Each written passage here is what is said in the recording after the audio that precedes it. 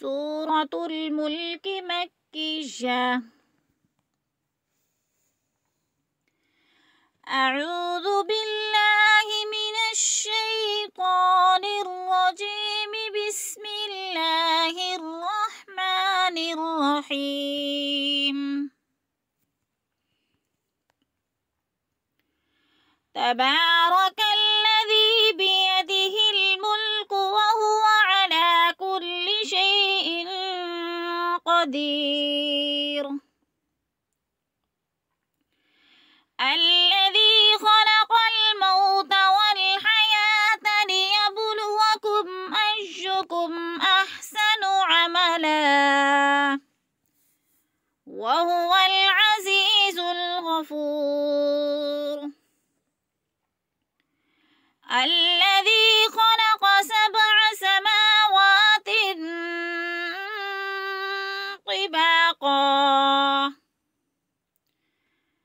ما ترى في خلق الرحمن من تفاوت فارجع البصر هل ترى من فطور ثم ارجع البصر كرتين ينقلب إليك البصر خاسئا وهو حسير. ولقد زينا السماء الدنيا بمصابيح وجعلناها رجوما للشياطين وأعتدنا لهم عذاب السعير. وللذين كفروا بربهم عذاب جهنم وبئس المصير.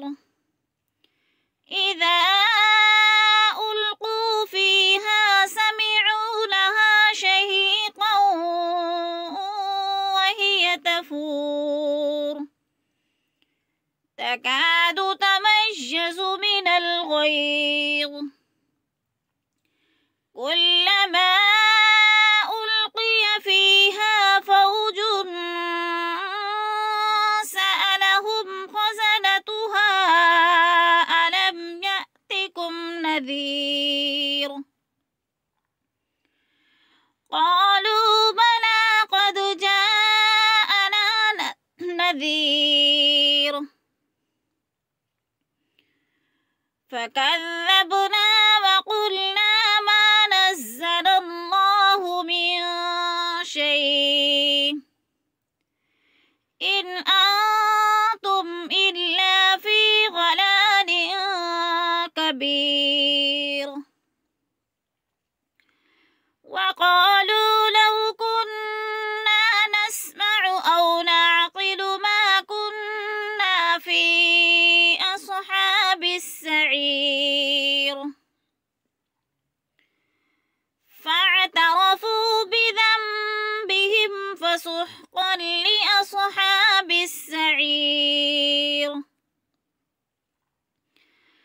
إن الذين يخشون ربهم بالغيب لهم مغفرة وأجر كبير.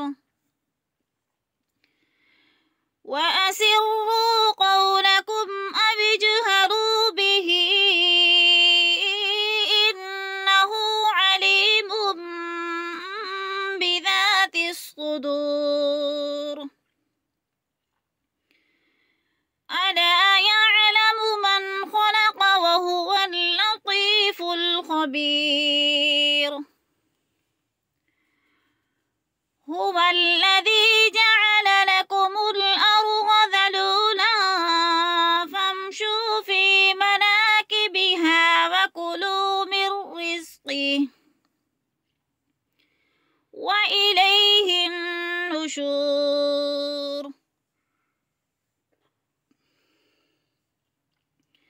أأمنتم من في السماء أن لكم الأرض فإذا هي تمور أم أمنتم من في السماء أن يرسل عليكم حاصبا فستعلمون كيف نذير